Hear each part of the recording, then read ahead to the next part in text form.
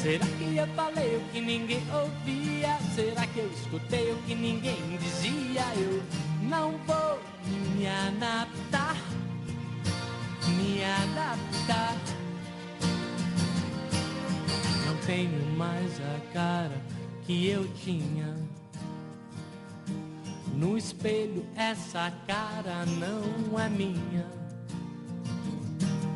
E quando eu me toquei achei tão estranho. A minha barba estava desse tamanho. Será que eu falei o que ninguém ouvia? Será que eu escutei o que ninguém dizia? Eu não vou me adaptar, me adaptar. Não vou me adaptar, me adaptar.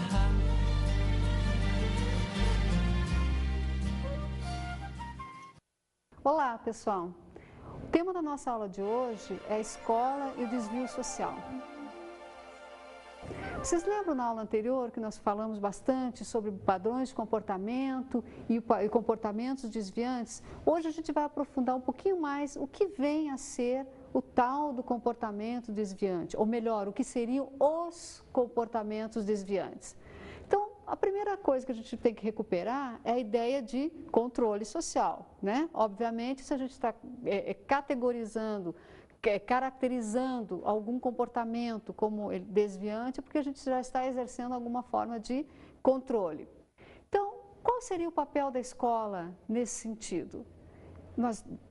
Lembrem que nós terminamos a aula dizendo que a escola, sendo uma instituição social, seria também, então, uma forma de controle. Qual seria, então, a sua função?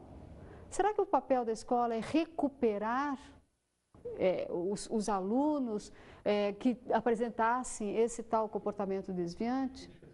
Será que o seu papel seria reeducar? Não sei. Vamos pensar sobre isso. Essa ideia de recuperar é um pouco complicada. Por quê? Porque está se partindo do princípio de que alguma coisa está perdida. E nem sempre um comportamento que a princípio apareça como sendo um comportamento desviante, ele necessariamente vai estar perdido, vamos dizer assim, né? Ele pode ter aspectos extremamente positivos se a gente encarar como uma perspectiva de mudança também. Agora, nós precisamos pensar um outro aspecto. Então, talvez não fosse exatamente recuperar, talvez fosse só corrigir, adequar essas posturas. Aí sim, aí nós estaríamos mais próximos, talvez, do que aquilo que a gente faz todos os dias na nossa prática pedagógica. Então, tentar adequar esses comportamentos que, a princípio, estão um pouco fora daquele modelinho. Lembram da ideia de modelo, de padrão, né? Dentro disso, então, nós vamos pensar o seguinte. Temos lá o modelo e temos um padrão a ser seguido. O que a escola faria? Tentaria, então, impor e socializar esses alunos no sentido de fazê-los entender, então, quais seriam essas normas, essas regras a serem seguidas. A sociologia, nesse aspecto, tanto a sociologia geral como a sociologia da educação, ela há muito tempo vem se preocupando em buscar formas, em criar teorias, conceitos que possam ajudar a entender esse aspecto. A teoria sociológica nos mostra que existem alguns aspectos que não podem ser esquecidos quando a gente for tentar analisar, for se propor a analisar esses aspectos ligados a comportamento. Primeiro, ela nos diz que existem alguns fatores que determinam, que ajudam a provocar os chamados comportamentos desviantes. Que fatores seriam esses? Primeiro, o mais básico de todos, uma falha no próprio processo de socialização. Vamos lembrar que nós já falamos aqui, que esse processo de socialização, ao qual todos nós, todas as crianças estão sujeitas, ele começa desde o nascimento. Não falamos isso? Não vimos isso? O papel socializante que a família tem, por exemplo? Então, uma falha nesse processo poderia ser a responsável por esse comportamento desviante. Um Um outro aspecto bastante importante também quando a gente fala em educação é o fato de simplesmente a pessoa não conhecer quais são os limites, quais são os padrões. Então sempre tem que ficar muito claro, né, para todos os indivíduos qual é o padrão de comportamento aceito, esperado, para que ele possa fazer isso. Então, às vezes é o simples desconhecimento. Um exemplo disso, uma pessoa que, por alguma razão, chega num lugar novo, ou chega numa escola mesmo nova, não conhece muito bem como é que funcionam as coisas ali, de repente ela apresenta um comportamento que destoa da maioria.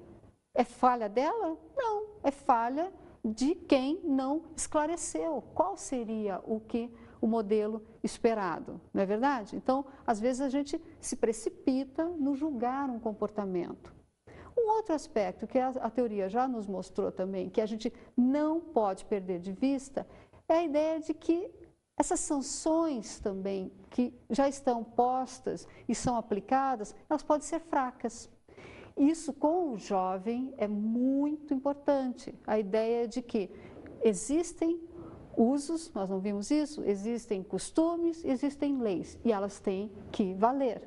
Elas não podem ser fracas ou serem ajeitadas conforme a conveniência, conforme quem seja o agente daquele comportamento desviante. Isso para o jovem é muito importante, né? Ele ter certeza de que isso vai estar sendo seguido. Então, sanções fracas ou não eficientes, elas também geram um comportamento desviante. Um outro aspecto bastante interessante diz respeito à injustiça.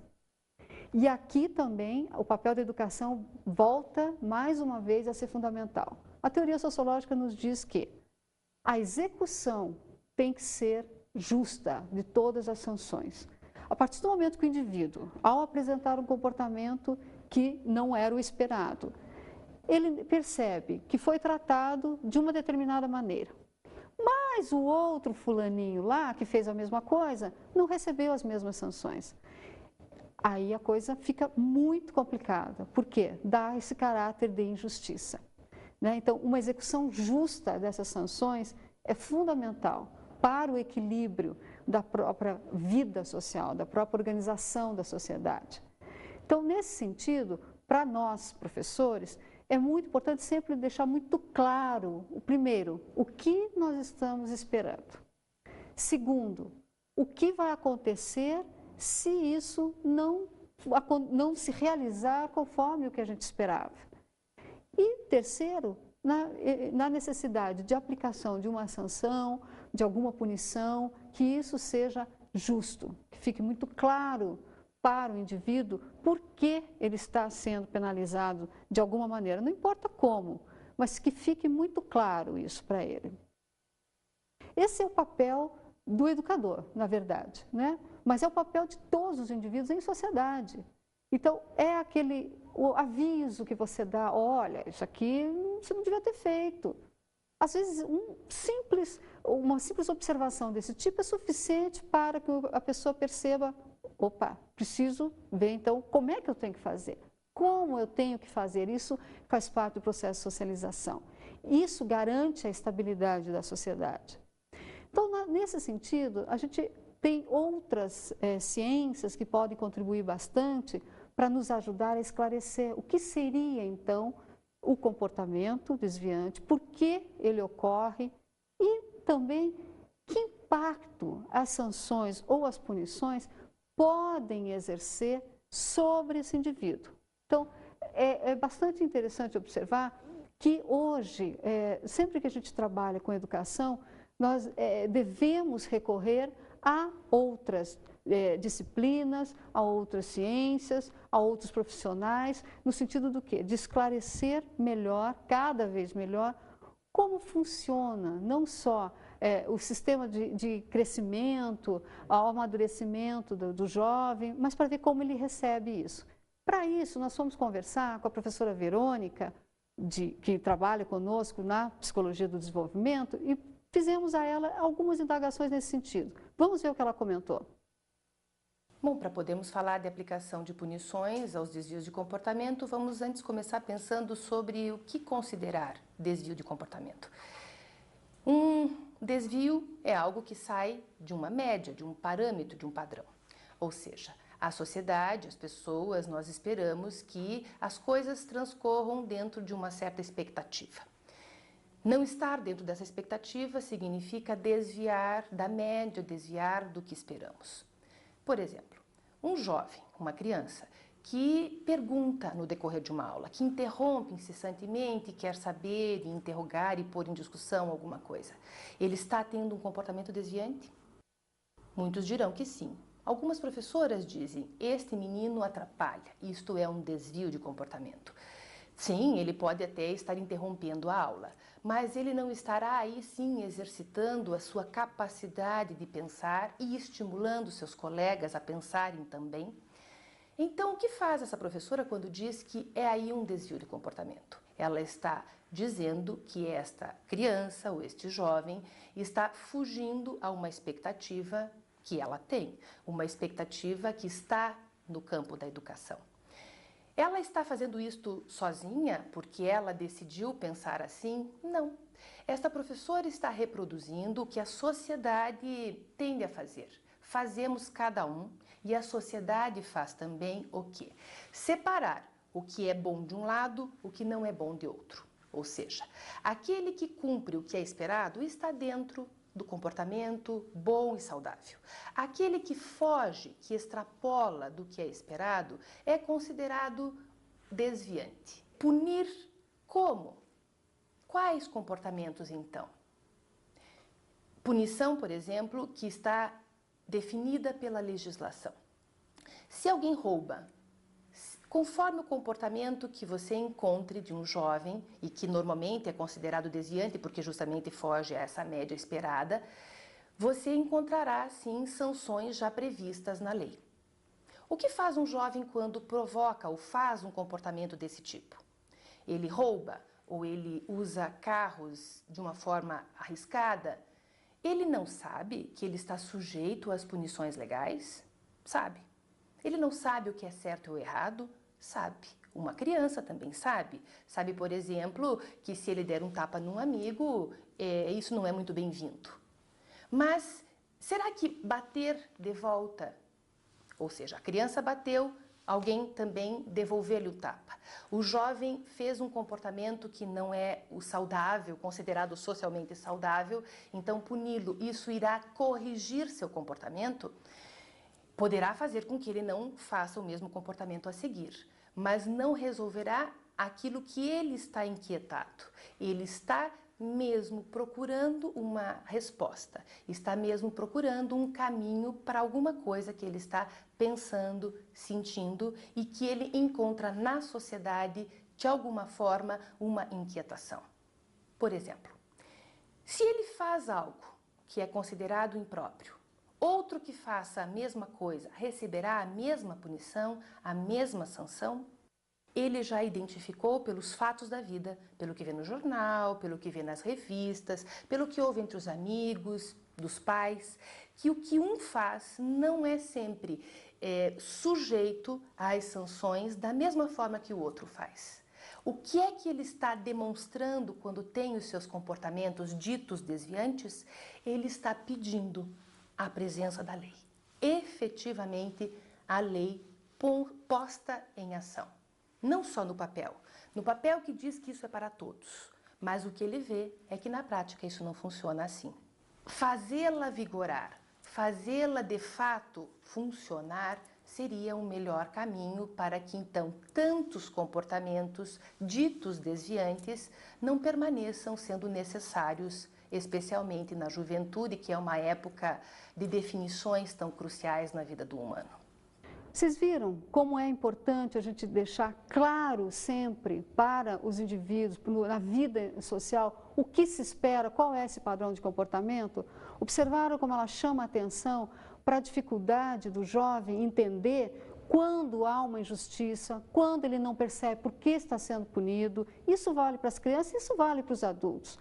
Então, a certeza, por exemplo, da impunidade é danosa para a vida em sociedade. Por quê? Porque ela mina essa garantia que o indivíduo tem de que, ao exercer o seu papel e, a partir disso, desempenhar um padrão de comportamento que seja condizente com aquele papel, ele vai estar sendo um ser absolutamente sociável. Ele não pode perceber que o mesmo não vale para os outros. Nesse sentido, então, a gente deveria pensar, bom, então os códigos de postura deveriam ser suficientes para garantir essa estabilidade, mas não são. Por que não são? Aí a gente pode se perguntar, não são por quê? Não são adequados? Não foram questionados o suficiente antes de serem impostos? Por quê? Então as recompensas e os prêmios não são suficientes para garantir esse comportamento adequado. Isso é muito importante, isso é muito interessante porque às vezes a gente perde de vista que o indivíduo está apresentando um comportamento desviante, não necessariamente porque ele queira romper com toda a ordem, mas muitas vezes ele quer sim, ele quer romper com aquele sistema, com aquela ordem pré-estabelecida. Ele tem um objetivo, né? Então, nesse sentido, é muito importante perceber que esses códigos de postura, eles são sempre o quê? Relativizados. Por quê? Os comportamentos também têm que ser relativizados. O que é um comportamento desviante? Os comportamentos desviantes eles podem assumir as mais variadas formas, mas devem ser sempre analisados, sempre estudados e julgados a partir dos valores da própria sociedade. Né? Não é possível a gente adotar um código de valores de uma sociedade para analisar, muito menos julgar, comportamentos que são verificados em outra. Né? Por quê? Pelo simples fato de que a sociedade é diferente internamente e é diferente de outras. Então, o que nós vamos ter? O que pode ser um padrão inaceitável numa sociedade, em outra pode não ser. O que é comportamento desviante para um grupo, pode não ser para o outro. Então, nesse sentido, como é que a gente vai analisar? Sempre tomando esse cuidado de verificar quais são os valores que estão norteando aquele grupo, ao qual aquele indivíduo pertence, ao qual ele faz parte. Assim, nós teremos mais condições de desenvolver uma análise mais isenta. Vamos para o nosso intervalo, depois a gente volta.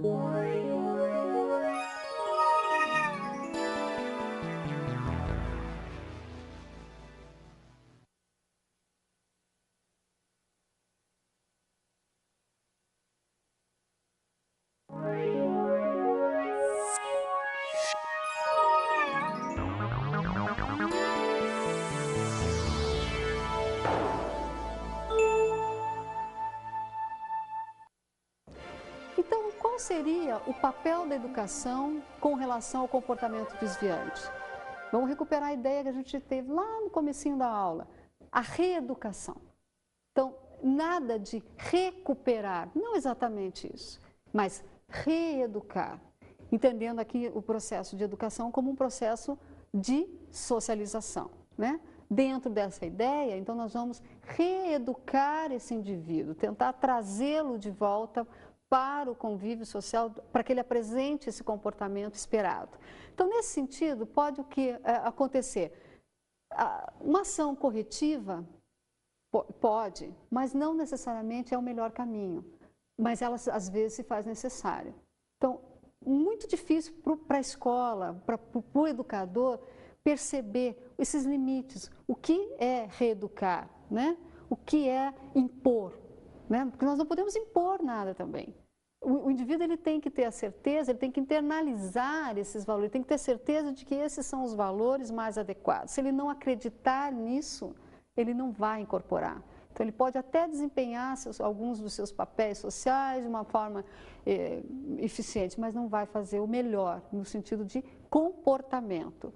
Isso por quê? Porque a sociedade está se fazendo, refazendo, se construindo o tempo inteiro, né? Nós não vimos isso também? A cultura não é algo pronto, em algum momento acabado. Ela está sempre se reconstruindo social e historicamente. Então, os comportamentos desviantes seriam o quê? A ideia de que a escola teria como uma vez que é uma instituição, seria também uma instituição de controle social. Então, aqui nós voltamos um pouquinho à aula passada, vamos tentar nos lembrar que impacto isso pode exercer para nós profissionais, aquele tipo de profissional diferente dos demais, como ele vai trabalhar, como ele vai exercer esse poder. Não falamos que controle social é um exercício de poder, então como isso vai acontecer? E qual é o papel do professor? Sobretudo, que imagens que a sociedade faz dele? Isso é um dado cada vez mais relevante nas análises sociológicas dentro da sociologia da educação. Porque muitas vezes o profissional está em sala de aula, acha que está fazendo o melhor, que ele é capaz de fazer muitas vezes, mas não corresponde àquele papel que está sendo esperado dele. Além disso, existem as imagens que o professor tem de si mesmo. E aqui é outra dificuldade, como eu me vejo, como você se vê. Né? Cada um de nós tem uma imagem de si mesmo com relação ao tipo de profissional que ele é e, sobretudo, ao papel que lhe cabe no processo educativo. Então, nesse sentido, nós vamos recuperar uma ideia que já foi falada aqui, mas vamos sempre tentar amarrar um pouco, que a sociedade espera sempre da educação que a educação promova mudanças. Nesse sentido, ou espera-se também do professor que ele vai implementar mudanças dentro da sua sala de aula com os seus alunos. Será que é esse o papel do professor? Será que é esse o papel da educação? Vamos refletir um pouquinho mais no sentido de buscar, entender que mudar, às vezes, é simplesmente adequar condutas, não necessariamente mudá-las, né? Trazer aquele indivíduo de volta para a conformidade. Nós já vamos ver o que é isso. Mas antes disso, vamos pensar que adequar condutas pode ser a tarefa que a gente faz todos os dias, muitas vezes até de forma inconsciente. Dessa maneira, então, como que vai ser possível para esse profissional que tem essa especificidade toda que nós já vimos, atuar nesse caminho de adequação? O ponto principal, com certeza, é ele refletir constantemente sobre a sua prática, a sua ação pedagógica, né? Voltar sempre sobre os próprios passos, refletir sobre a instituição escolar, sobre o processo educativo como um todo. Isso é básico para garantir o quê? Que não perca de vista o dinamismo da própria sociedade, para que o professor não deixe de perceber as mudanças que estão ocorrendo ao seu redor e se essas mudanças estão sendo efetivadas na sua prática. Comportamentos desviantes, então, está muito ligado ao quê? A essa ideia até de o tipo de professor que nós encontramos. Uma das imagens de professor que a gente mais encontra, tanto na literatura quanto no cinema, sobretudo, diz respeito à imagem do bom professor. O que seria esse bom professor? Essa imagem baseada no tipo heróico. Então, aquela personalidade especial que é capaz de revolucionar a instituição quando chega. Interessante. Mas será que essa revolução é realmente uma revolução? Até que ponto esse professor heróico, esse bom professor, ele está questionando a instituição, está questionando o sistema? Né? De repente, ele só está querendo adequar a sua forma de trabalho, a sua forma de ver àquela instituição, querendo que o quê? Mudar ali dentro só. E o resto? E o sistema social como um todo? Será que existe essa preocupação? A gente observa muito isso em vários filmes que temos por aí, quer dizer, sempre esperando uma atuação que poderia ser melhor. Sempre alguma coisa, nossa, por que eu não consigo fazer isso? Não dá uma sensação, às vezes, que a gente é um profissional muito menos competente, olhando esses grandes tipos heróicos, mas herói é para isso mesmo, né? Nós não somos.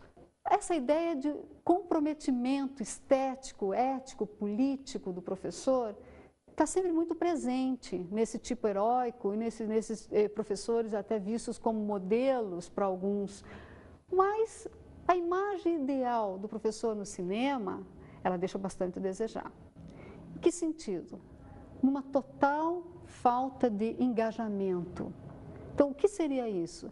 Aquela ideia de que não basta querer mudar esta instituição onde eu estou hoje.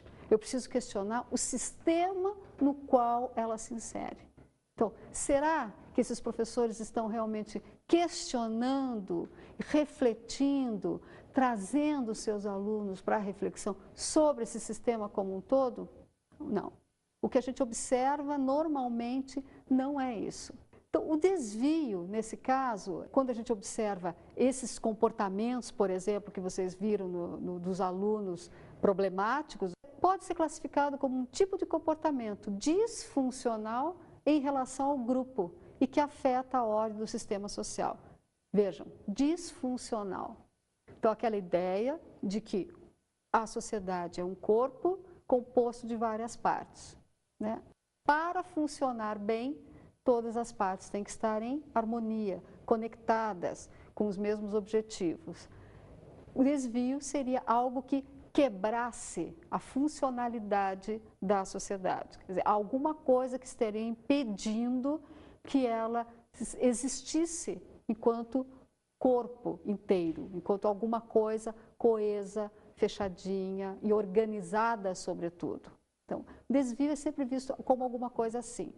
Agora, não podemos, assim como não podemos utilizar valores de outros grupos sociais, né? Precisamos sempre relativizar, não cabe também o simples juízo de valor. Né? Não cabe por quê? Eu posso ter um, você pode ter outro. Eu posso achar que não é problema esse comportamento. Então, a partir do momento que se estiver usando o juízo de valor, a análise vai estar comprometida. Então, relativização sempre e sem juízo de valor. O ponto importante é a diferença entre conformidade e conformismo. Então, o que seria conformidade? A ação, quando a ação ela está orientada para uma norma que já foi estabelecida, que já foi determinada e que define os limites do bom comportamento, do comportamento aceitável. Então, isso é a conformidade. Estar em conformidade com é estar de acordo com. Mas, como é que fica isso? O que seria, então, o que foge dessa ideia, o que foge desse padrão? Seria o desvio. Mas, para isso, os componentes do grupo, membros da sociedade, precisam conhecer esses valores. Senão, poderão apresentar um comportamento que será considerado desviante, sem entender muito bem por que isso aconteceu. Então, sempre muita clareza, não só no estabelecer, mas como no fazer conhecer todas as normas, regras e leis que regem a vida social.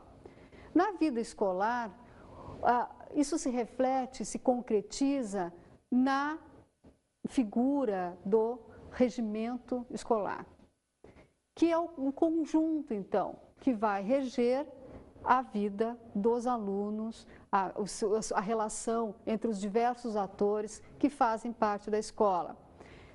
Quando o aluno entra na escola, ele nem sempre pensa, ou melhor das vezes, normalmente nunca pensa sobre esse regimento escolar. E, consequentemente, não vai saber também o que se espera dele. Ele pode ter uma noção, mas não vai saber exatamente o que se espera dele. Então, o que isso significa? Que ele vai estar sujeito a apresentar comportamentos inadequados. Aí é bem o caso que a gente acabou de falar. Ele não conhece. Muitas vezes, se alguém lhe dissesse, olha, não pode fazer isso, nós não aceitamos, ele não o faria. A forma do regimento, ela de alguma maneira rege não só essa vida social, mas ela aceita, taxa o indivíduo já a partir do momento que ele faz a matrícula na escola. O que significa isso? Eu escolhi, fiz a matrícula, eu estou implicitamente aceitando esse regimento. Então, o ideal seria o quê? Que cada um conhecesse antes de fazer a sua opção e não questionar depois. Por quê? Porque depois que ele pode vir a pensar que não é justo, né? Mas alguém lhe perguntou se era justo para fazer? Não, ele que tem que ir lá buscar conhecer. Nós fomos às ruas perguntar para alguns jovens se eles conhecem o regimento das suas escolas. Vamos ver o que eles responderam. Regimento escolar? Isso. Não, eu faço faculdade. Não, não conheço. Mais ou menos. O que seria isso exatamente? Eu nem tenho ideia do que é regimento escolar. Nunca ninguém me mostrou alguma coisa assim. Nunca ouvi falar no assunto. Ah, porque eles não mostram muito, não. Não, nunca falaram nada, assim. Tem algumas regras que não são muito boas. Por exemplo, a gente não pode ficar na porta da sala na hora do intervalo, isso não gosto muito. Vocês viram como a maioria deles nem sequer conhece o seu regimento. Então fica difícil realmente administrar depois o dia a dia com tantos comportamentos que poderão aparecer. O que seria então agir em conformidade? É o resultado da aceitação das normas e regras que são impostas, que estão vigorando para a organização dessa vida social. E pode ser causada pela interação, quer dizer, a boa interação, pelo isolamento do indivíduo, pela hierarquia, alguém determina e outro obedece, pelo controle social, pela ideologia e por outros fatores. Agora, no que a conformidade se diferencia do conformismo? O conformismo é a aceitação dessas normas e regras, mas sem pensar sobre elas, sem questioná-las. Então, aceita porque aceita.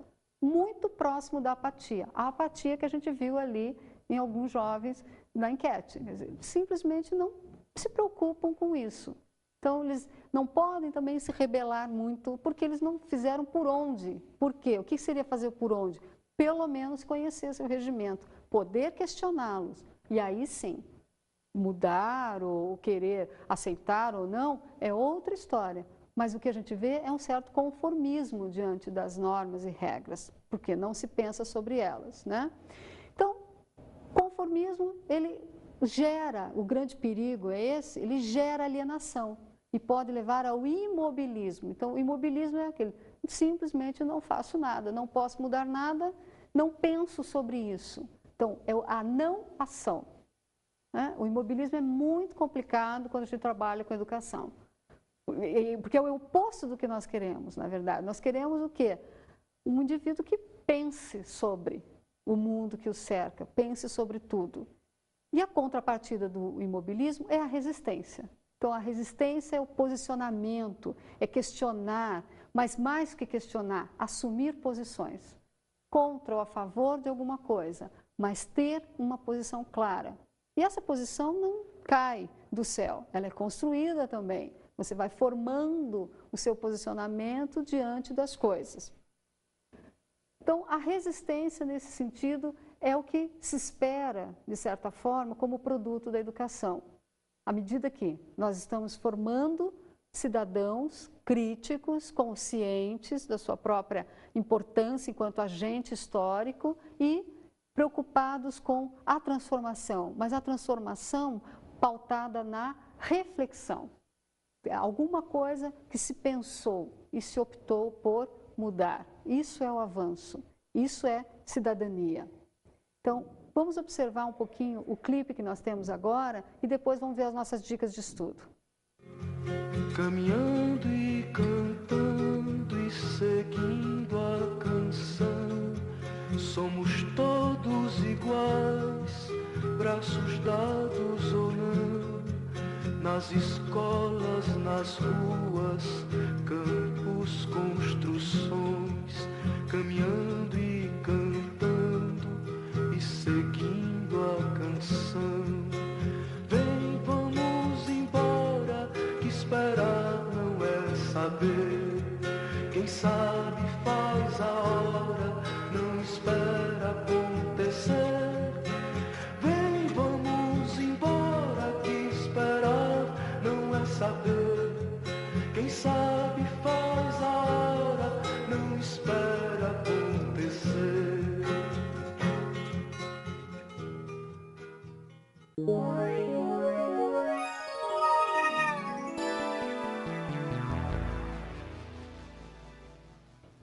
As dicas de estudo da aula de hoje dizem respeito à reflexão que vocês deveriam fazer sobre a vida de vocês e o que vocês veem. O que vocês encontraram mais? Tendências para imobilismo ou para transformação? Até a próxima aula, pessoal!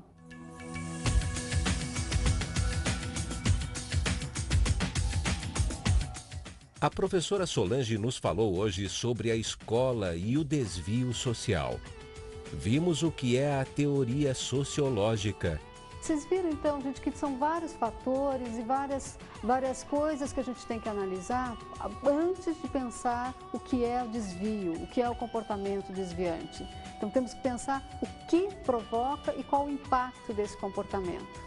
Observamos a ideia de comportamentos desviantes. Então não vamos perder de vista, gente, que antes de categorizar, de caracterizar um comportamento como desviante, nós precisamos relativizar esse comportamento e não tecer juízo de valor sobre ele. Até a aula que vem!